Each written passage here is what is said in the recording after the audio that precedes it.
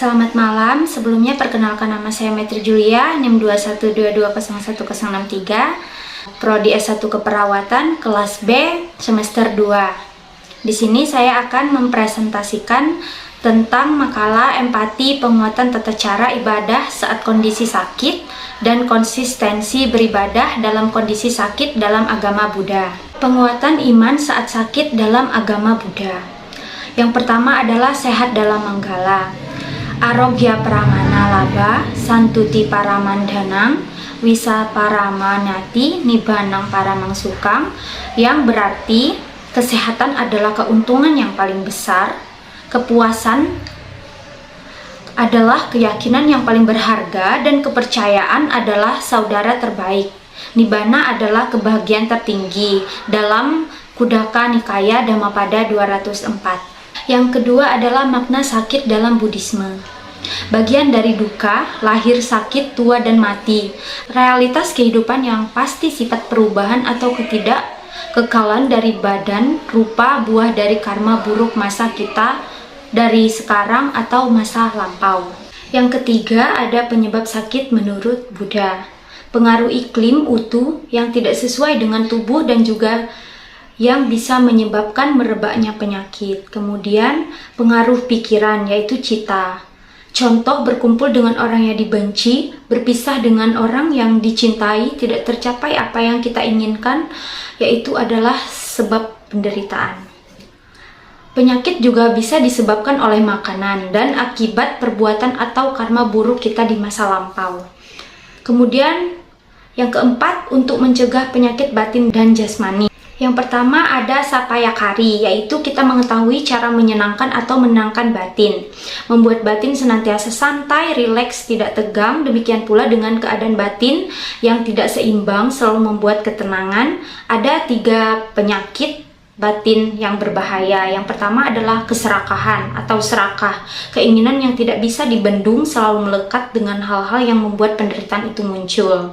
Kemudian yang kedua ada kebencian yang terus membara, terus bergejolak, merasa tidak nyaman dengan hidupnya ketika hal yang tidak menyenangkan muncul, timbul amarah yang tidak terhingga.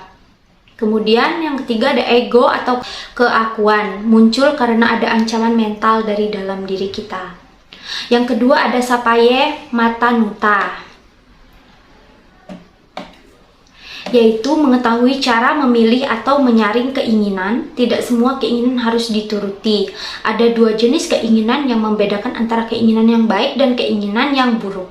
Yang pertama ada tanha, adalah keinginan yang bersifat negatif, selalu kurang dan tidak pernah merasa puas dengan apa yang diperoleh. Yang kedua ada canda, adalah keinginan yang baik dan positif dalam langkah dan tindakan dalam memilih suatu keinginan pada saat kita punya keinginan yang harus kita dapat. Yang ketiga ada parinata boji, adalah kita mengetahui makanan atau minuman yang cocok atau sesuai dengan badan kita. Jika memiliki suatu penyakit yang dikatakan penyakit membahayakan, maka kita harus ingat dengan pola makan, menjaga supaya penyakit yang tidak semakin parah. Bagi yang belum terjangkit penyakit adalah suatu renungan untuk selalu mengkonsumsi makanan yang sehat. Tujuan makan sejatinya bukan untuk kesenangan tetapi untuk menjaga berlangsungnya tubuh ini, di mana penyakit jasmani ini akan menimbulkan penderitaan baru yang bisa merusak suasana gembira. Kemudian yang keempat, kalacari, yaitu kita mengetahui cara mempergunakan waktu dengan sebaik mungkin. Jangan biarkan waktu mengatur kita, tetapi kita sendirilah yang mengatur waktu itu dengan tujuan membawa manfaat untuk diri sendiri maupun orang lain. Beberapa contoh penggunaan waktu. Waktu untuk diri sendiri digunakan untuk kepentingan pribadi seperti makan, istirahat, dan lain-lain. Waktu untuk keluarga adalah saat kebersamaan dengan orang tua, anak, istri, suami, mertua, dan semua keluarga yang menjadi kerabat. Waktu untuk sosial atau bermasyarakat dengan lingkungan, semua saling menolong dan membantu sama-sama lainnya. Sebagai contoh bergotong royong, kerja bakti, dan menjaga hubungan yang baik. Waktu untuk spiritual, datang ke wihara, melakukan kebajikan, melaksanakan sila, samadhi, panya dengan baik.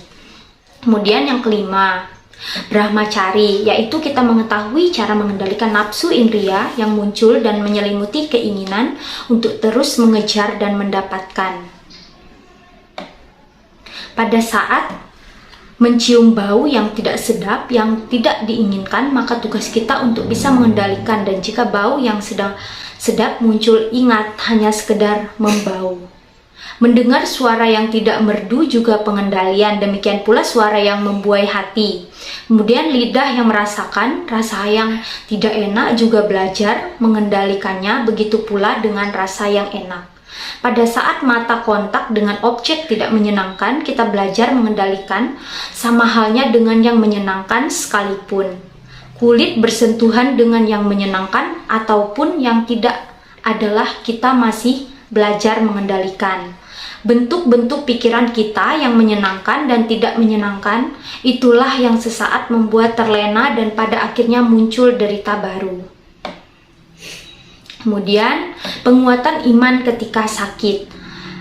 Motivasi dan bimbingan spiritual kepada pasien tentang realitas duka dan hukum karma, mengajak pasien untuk bertobat dalam hati dan pikiran kepada Tuhan dan Buddha, serta bertekad memperbaiki diri sehingga menumbuhkan aura medan positif dalam diri, menjadikan sakit sebagai media dan sarana untuk semakin menginsafi kebenaran, introspeksi diri, dan mendekatkan diri kepada Tuhan dan Buddha Bodhisattva. Kemudian menguatkan pasien bahwa Tuhan dan Buddha mengasihi kita. Kita pun harus bahagia menerima berkat dan kasih-Nya yang senantiasa menyertai hidup kita. Kemudian penguatan konsistensi ibadah saat sakit. Sakit merupakan kesempatan paling baik untuk merenung, menginsafi, dan mendekatkan diri kepada Tuhan dan Buddha. Kemudian di kala sakit ini pula kita mempunyai banyak waktu luang pribadi sehingga dapat semakin intens berdoa, membaca parita atau bermeditasi. Kemudian perawat juga dapat pula memotivasi dan mengajak pasien berdoa atau membaca parita bersama-sama. Dengan bersama, pasien merasa lebih termotivasi dan tidak merasa sendirian sehingga psikologi lebih kuat menghadapi sakit. Mungkin itu saja yang dapat saya sampaikan dalam presentasi agama Buddha ini, makalah agama Buddha ini. Salah hilap saya mohon maaf. Semoga bisa bermanfaat bagi kalian semua yang menonton. Terima kasih dan selamat malam.